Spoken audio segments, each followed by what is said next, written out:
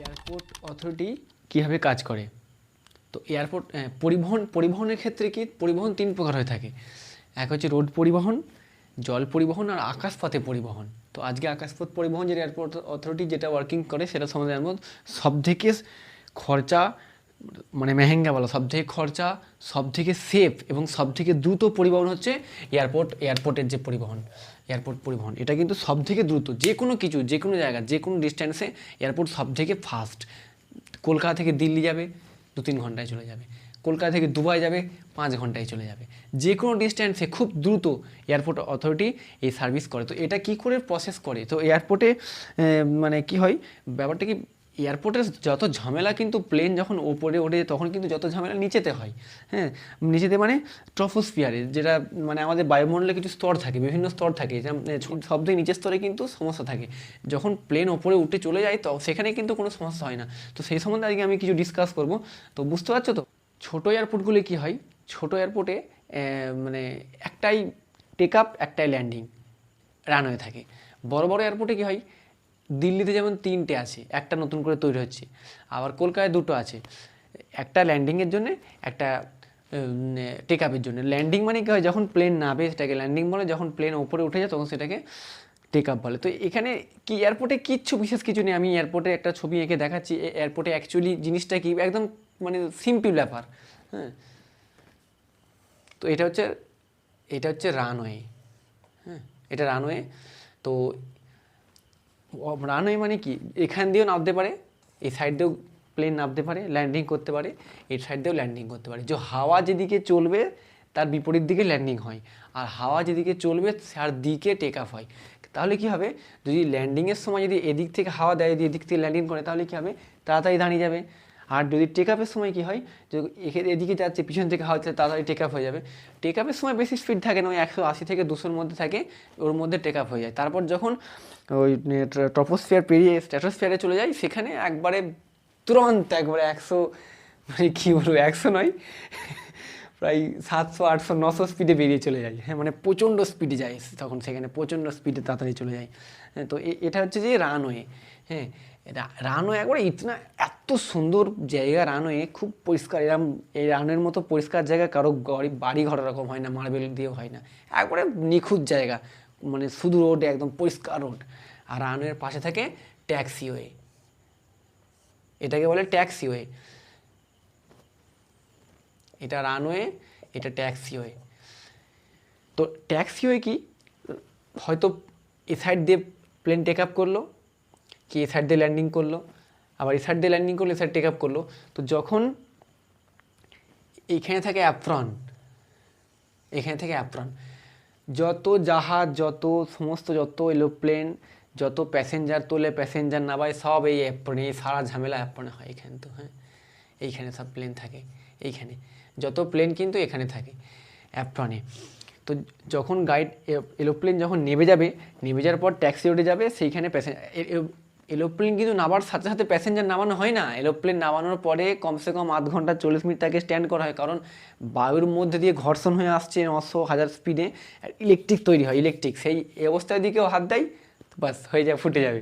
হ্যাঁ, তো সেই জন্যে কী হয়, আধ ঘন্টা 40 মিনিট ওটাকে দাঁড় করে রাখা হয়। দাঁড় করার পর একটা মানে ওদের স্টাফ আছে, সে ভারী ভরকম মানে ইলেকট্রিক মানে প্রতিরোধক, যেমন ইলেকট্রিক যাবে না সেরকম একটা বড় বড় কভার পরে এসে একটা বড় চিমটা আছে, নিয়ে এসে লাগিয়ে দেবে, একটা ওর সঙ্গে তার যোগ করে, সে তার দিয়ে কারেন্ট মাটিতে চলে যাবে, তারপরে গেট খোলা হবে। এবার কি হয়, এই অ্যাপ্রনে যাওয়ার আগে এই যে এখানে থাকে না, এইটা হচ্ছে টার্মিনাল, এইটা টার্মিনাল। আর এই টার্মিনালের এই সাইডে থাকে হ্যাঙ্গার, কিংবা এই সাইডে থাকে হ্যাঙ্গার। হ্যাঙ্গারে কী হয়, যখন কোনো প্লেন কোনো খারাপ হয়ে যায়, মেনটেনেন্সের কোনো দরকার পড়ে, তখন প্লেন এই হ্যাঙ্গারে চলে আসে। আর টার্মিনাল মানে কি, সারা বন্দোবস্ত এইখানে, টিকিট কাউন্টার। হ্যাঁ, টার্মিনাল। তো কলকাতা এয়ারপোর্ট এরকম অনেকগুলো আছে, গেট আছে। তো গেট, এই টার্মিনালের সমস্ত সংস্থা এইখানে টার্মিনালে প্রবেশ করতে গেলে কি হয়, এখন আর টিকিট কাউন্টারে মানে এয়ারপোর্টে গিয়ে অফলাইনে গিয়ে আবার টিকিট কাটে না, এখন সব অনলাইন হয়ে গেছে। সবাই অনলাইনে টিকিট কেটে নেয়। আর অনলাইনে টিকিট কাটার পরেও না এটাকে কনফার্ম করতে হয় আমি যাব কি না। অনলাইনে টিকিট কাটার পরেও কনফার্ম করা হয়, যে কনফার্ম করতে হয় যে আমি যাবো কি না, এটাকে বলে ওয়েব চেকিং। হ্যাঁ, এটাকে ওয়েব চেকিং বলে। তো যখন এই টার্মিনালে প্রবেশ করব তখন এখানে কিন্তু স্টাফেরা, মানে স্টাফ বলতে সিআইএসএফ থাকে, সেন্ট্রাল ইন্ডাস্ট্রিয়াল সিকিউরিটি ফোর্স, সিআইএসএফের স্টাফ টিকিট চেক করবে, প্লাস একটা আইডি কার্ড চেক করবে। আইডি কার্ড কী হতে পারে? ভোটার কার্ড হতে পারে, আধার কার্ড হতে পারে, বেশিরভাগ ক্ষেত্রে আধার কার্ডই হয়। কখনও গভর্নমেন্ট সেক্টরে যারা জব করে তাদের জন্য গভর্নমেন্টের কার্ড হতে পারে, ড্রাইভিং লাইসেন্স হতে পারে, সব কিছু একটা প্রুফ থাকতে হবে। প্লাস টিকিটটা স্ক্যান করবে, সঙ্গে সঙ্গে দেখে নেবে যে হ্যাঁ এই ডিপার্টমেন্টে। আর যখনই টিকিট স্ক্যান করবে, যখন টিকিট স্ক্যান করা হবে, যে আমি যে মানুষ যাবে এয়ারপোর্টে প্লেনে করে, যখন টিকিট স্ক্যান করবে তখন সেই টিকিট স্ক্যান করার সঙ্গে সঙ্গে যারা যে ডিপার্টমেন্টের টিকিট কাটা হয়েছে, এয়ার ইন্ডিয়া কি এয়ারবাস কি আরও সব যেগুলো আছে, তারা বুঝতে হবে যে আমার কাস্টমার চলে এসেছে, আমার প্যাসেঞ্জার চলে এসেছে, তখন তারা অ্যালার্ট হয়ে যাবে। তো এই টিকিট চেক করার পরে এখানে ভেতরে যাবে, চেকিংয়ের পরে এখানে সারা বন্দোবস্ত হবে। এখানে একবার চেকিং নয়, আর এদের একদম শক্ত আদেশ দেওয়া আছে, মানে কঠিন আদেশ, যে যত হুড়োহুড়ি থাকুক, যত তাড়াতাড়ি থাকুক, চেকিং প্রসেস সবাইকার সমান। এখানে কোনো তাড়াতাড়ি কোনো হুটোহুটি চলবে না। লেটে এলে ক্যান্সেল হয়ে যাবে, তবু কিন্তু আগে ছাড়া যাবে না, এটা নিয়ম। এয়ারপোর্টের প্রচুর কঠোর নিয়ম। এয়ারপোর্ট মানে রেস্ট্রিকশানে চলে, এখানে কিন্তু কারো কোনো আইন চলে না, প্রচুর কঠিন নিয়ম। এখানে কোনো রকম দু নম্বরই করে। এখানে অনেকে সব যারা নতুন নতুন প্লেনে যায় না, উল্টো পাল্টা করে ফেলে। কেউ আচার নিয়ে চলে যায়, কেউ নাড়ু বানিয়ে নিয়ে চলে যায়, এগুলো খারাপ জিনিস। আর যারা ডেলি যা আশা করে তাদের কি হয়, তারা খুব কম সময় হাতে নিয়ে যায়। হট করে গেল আধ ঘন্টা আগে, তারা গিয়ে দেখে সামনে জ্যাম, তখন কি কিছু কিছু ক্ষেত্রে আবার অনেকে ছেড়ে দেয়, অনেকে আবার নিয়ম দেখাতে লাগে, হাই তুমি আগে আসোনি কেন, হয় তুমি পরে এসছো কেন, এগুলো অনেক এরকম করে। তো এখানে কি হয়, যখন আবার চেকিংয়ের কি হয়, চেকিংয়ে আমি এক সাইডে আমাকে চেক করবে, এক সাইডে আমার সামানপত্র, বেল্ট, জুতো, মোজা ওই সাইডে খুলে দেবো, ওই সাইড দিয়ে চলে যাবে, ওই সাইড দিয়ে আমি সাইড দিয়ে যাবো, চেকিং হয়ে ওখানে আবার পরে চলে যেতে হবে, এরকম সিস্টেম। যখন প্লেন যখন টেক আপ করবে, যখন টেক আপ করে তখন নর্মাল হাওয়া চললে কোনো সমস্যা হয় না। যখন বড় ঝড়ঝাপ ঠেলে তখন সেরকম ব্যবস্থা নেওয়া হয়। এরকম বড় ঝড়ঝাপ ঠেলে বেশিরভাগ সময় অ্যাক্সিডেন্ট হয়ে যায়। হ্যাঁ, তো তখন অন্য ব্যবস্থা নেওয়া হয়। Airport authority control, air traffic control থাকে, তারা সে ব্যবস্থা নেবে, তখন টেক আপ করবে, ল্যান্ডিং করবে না টেক আপ করবে কিংবা অন্য ব্যবস্থা করবে, সেটা তাদের ব্যাপার, সেসব বিষয় নিয়ে। এয়ারপোর্ট টিকিট যখন কনফার্ম হয়ে যাবে, টিকিট যখন এয়ারপোর্টের এই টার্মিনালের ভেতরে যখন ঢুকে যাওয়া হবে, তখন টিকিটের যে বোর্ডিং পাস বলা হয়, হ্যাঁ, ওটাকে বলা হয়, মানে যে কোনো উড়ান বস্তুতে, জাহাজে হোক রকেটে হোক, বসলে বলা হয় অন বোর্ড, ওটাকে বলা হয় বোর্ড। আর ট্রেনে গেলে বলা হয় সিট। হ্যাঁ, তো ওটাকে বলে, মানে ওপরে উঠলে যেগুলোকে বলা হয় বোর্ড, ওগুলো সিস্টেমেটিক এরকম সিস্টেম। ওপরে বলা হয় বোর্ড, অন বোর্ড, আর ট্রেনে গেলে বলা হয় সিট। বাসের সিট, ট্রেনের সিট, এগুলো সিট হয়ে থাকে। আর এখানে কি হয়, বেশিরভাগ ক্ষেত্রে কি হয়, যখনই এই টার্মিনাল ঢোকা হলো, টিকিট চেকিং হলো, ভেরিফিকেশান হলো, সমস্ত ডকুমেন্টস দেখা হলো, তাকে চেকিং করা হলো, তার সামান যেগুলো আছে সেগুলো চেক করা হলো। চেকিং করার পরে এইখানে গেট থাকে, অনেক গেট থাকে, এখানে ছোটো ছোটো গেট থাকে। তো এবারে এই গেট দিয়ে অ্যানাউন্স করবে, বোর্ডিং পাস হয়ে যাওয়ার পরে বোর্ডে, টিভিতে বড় টিভি আছে, টিভিতে দেখতে হবে, টিভিতে বড় বড় টিভি আছে, টিভিতে দেখতে হবে যে ক নাম্বার গেটে দিচ্ছে। হ্যাঁ, তো সেই নাম্বার গেটে যেতে হবে।